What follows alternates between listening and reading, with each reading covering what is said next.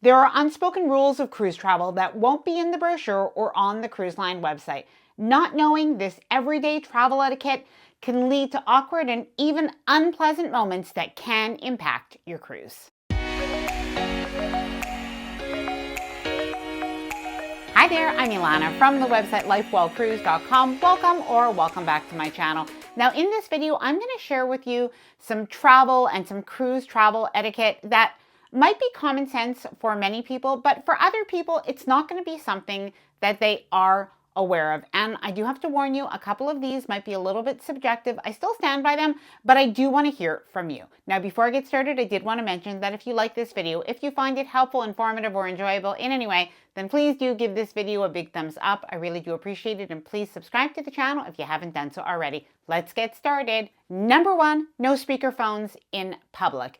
Now, in particular, what I'm talking about when you're on a cruise is don't use your speakerphone when you are in like a main dining room or anywhere in public where people are pretty close to you. Now, recently we were on a cruise and we were sitting next to people in one of the restaurants and they were FaceTiming, I think, their children back home. And while I can definitely understand that, we were sitting there for probably about 15 minutes while they did this, and it was really loud, and you could see other people looking at them. And even for the crew, it puts them in an awkward situation. Do they say anything? And of course, it doesn't mean you shouldn't contact your kids back home or, your dog or whoever. But you don't want to do that in the dining room or anywhere where there are people close to you. Now, truthfully, the cruise lines do have rules against using speakers in public. This is generally for Bluetooth speakers, but still, this is against at least the unspoken rules. Number two, say thank you to local people in their own language. Now, this is not a rule, but I do think that this is good practice. So when you go into a cruise port of call, of course, you cannot learn every single language unless you're taking a Rosetta Stone or something like that. Maybe then you can. But otherwise, even through Google Translate, we could usually say a couple of words. Hello, thank you, please. Those are just nice things to say and to know when you're traveling to somebody else's country. Number three, respect the tipping culture of the place that you are going. And now this is the one that I think is a little bit controversial. Not everybody has the same idea or even the same culture at home. And I don't think anything is necessarily bad, but I do think that it is something to be aware of. Now, just something to let you know, especially if you're a first-time cruiser, there is a tipping culture on most cruise ships. Now, the way this works is you're usually going to be charged an automatic daily gratuity for the services that you're going to get on your cruise. And this is going to be charged to your onboard account, or you can prepay this. Now, this is actually how the crew make a good portion of their income. So when people do remove these tips, it can affect them. And even if it doesn't affect them immediately, it can affect them in the long run. But beyond that, when you go into cruise ports of call, respect the tipping culture that is there. Now, this does go both ways. So for instance, if people are going to the United States or Canada where there is a tipping culture, for instance, for restaurants, then people should leave the appropriate amount of tips.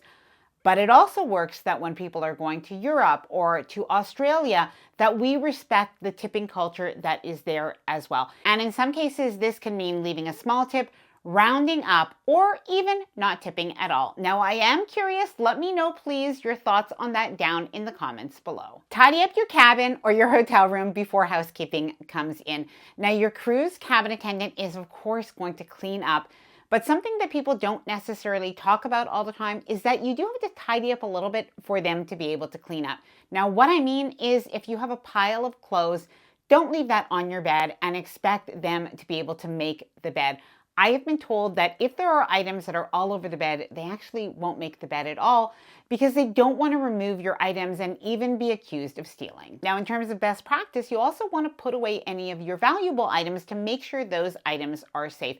So it's a good idea, use your cabin safe or lock your items up in your luggage. Now, speaking of safety, this brings me to the sponsor of today's video, Incogni. And while it's not about keeping your physical items safe, it is about keeping your digital privacy and personal data safe and secure. Now, unfortunately, there are a lot of scams out there now, and many of them are targeting travelers and cruise travelers through text messages, phone calls, and emails and other online scams. And if you're noticing an increase in spam email, I was too, and it's not your imagination. If you've been online searching travel deals, cruise deals, booked flights and cruises, your personal data is out there. And it's not just sitting around, it's being bought, sold, and passed around by data brokers that you've probably never heard of. Your name, email, phone number, and travel patterns all being used without your permission. With scams getting more sophisticated every year, it's never been more important to protect our privacy. Now, I started to use Incogni a little over 2 months ago, and I'm continuously getting reports of the different data broker sites that they have gotten to remove my personal info. Now, it's super easy to sign up. First, you create an account. It actually took me less than 5 minutes.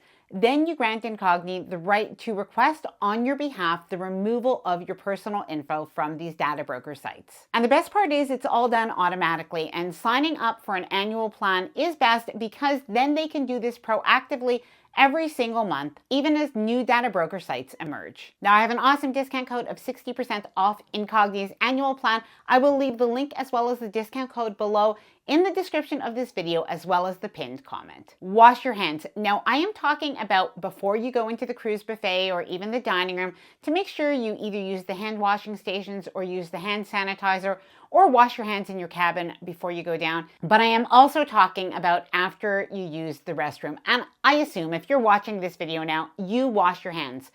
But I was surprised when my husband and son told me that many times they are in the men's washroom.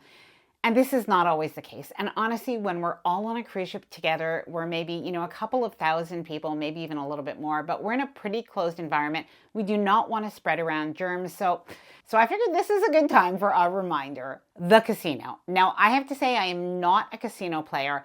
However, I have seen some different things come up in terms of casino etiquette that people talk about. And there are a couple of things that people say, no, it's an absolute no-no. And one of them is one person taking up 2 casino slot machines. Now, people have talked about this and they are in agreement that this should not be done. Now, if you're a casino player, please let me know your thoughts on that down below. Elevator etiquette. Now, the elevator etiquette on a cruise ship is pretty much the same as anywhere else, but it has surprised me that not everybody knows these things. So one of them is to make sure that you do let people off before you go in. That's the overall rule. But beyond that, something that I've noticed is sometimes people don't really respect personal space. And this is something pretty important in elevators. Of course, where a lot of people do want to get on, but be really careful. If you're wearing a backpack and you back into the elevator, there are people behind you and you don't really want your backpack hitting them in the face. Or we were on an elevator, there was a gentleman, he was in a wheelchair, people were backing up towards him. And honestly, we all had to let these people know and say, there is somebody here. He might be lower, but he is still here. So definitely this is something to watch out for. Loitering at the buffet, cafe, or casual restaurants during peak hours. Now, of course, take your time, enjoy your meal, but something to be aware of is that there are other people that are also waiting for a table, especially if it's during that lunch hour or even during breakfast time when a lot of people are trying to get their breakfast and then head out for an excursion. Now, something that people do sometimes, especially if they're on a cruise, is they decide to use those tables to play cards or just to relax and to chat. And while there's nothing wrong with doing this, if it's during peak hours, it is best to eat and then move along. And definitely if it's later at night, if it's during the midday and nobody's there, there's nothing wrong with this. Don't be a chair hog. Now, this is definitely frowned upon on cruises, not to say that people don't do it. Now, what is a chair hog? It is when somebody goes, usually very early morning, and they reserve, several chairs with towels, and they don't plan to be there for hours. Now, cruise lines are cracking down on this, but just in terms of general etiquette and getting along with your fellow cruisers, it is best not to do this. If you're on a group tour or excursion, don't be late. Now, there are other people that are waiting for you, so not only do you not want to be late when your tour is leaving the cruise ship or the dock. And by the way, it can actually leave without you. But you don't want to be late during your tour. If you have a meetup spot, it's going to make everybody else wait for you. And truthfully, if you have an excursion with 2 or 3 stops, this can impact the rest of the tour. Now, speaking of don't be late for the shows or for dining. Now, there are a couple of unwritten rules for this. When it comes to the shows, being late is actually when you're not early. Now, the reason for this is that generally the shows and the entertainment tend to be quite booked up, quite busy, so it can actually be hard to get a chair.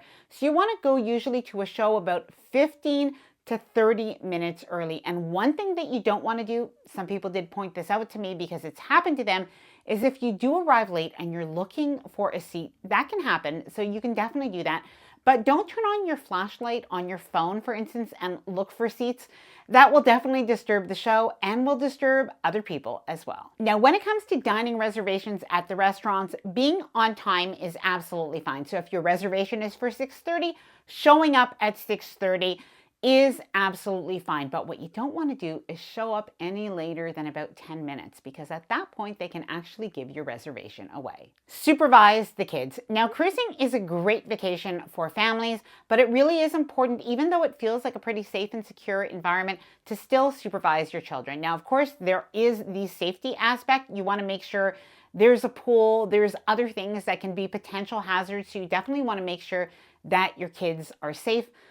But at the same time, you also want to make sure that your kids are not disturbing other people. Now, by the way, for those who have young children, I will tell you a little bit of an unwritten or unspoken rule. If you bring your children to the specialty restaurants, and in some cases, children will not be allowed to go, but in other cases, they're absolutely allowed to go. And it's a wonderful thing to do for a family dinner time. But it's generally a good idea to go earlier in the evening rather than later in the evening. Oftentimes when it's later in the evening, not only will your own children be tired and cranky and maybe a little bit noisy, but other people that are in the restaurant that would prefer to eat in a quieter, more peaceful environment might give you the side eye. And by the way, a little tip for parents: if you want to go to the specialty restaurant and make it a little bit of a date night, you can bring your kids to the buffet a little bit earlier and then send them to the kids club. Respect the queues and lines. Now, I know it can be a little bit annoying, but there are certain times where you will find that there is a bit of a lineup on a cruise ship. Now, this could be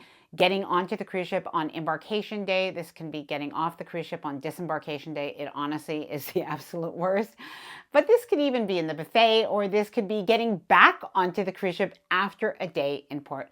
So just be patient, respect the queue, and if you do go in with somebody else, maybe a family member saved a space for you, 1 or 2 people is usually okay. But if you bring an entire group or family of 10 or 15, other people will definitely be upset. Now, I am going to leave the link as well as the 60% off discount code on Incogni's annual plan down below in the description of this video, as well as a pinned comment. And I would love to hear from you. Is there some cruise travel etiquette that I didn't mention that should be on this list? Please do add that in the comments below. Now, I hope that you enjoyed this video. If you did, please do give it a big thumbs up. I really do appreciate it. And please subscribe to the channel if you haven't done so already. Bye for now, and happy cruising.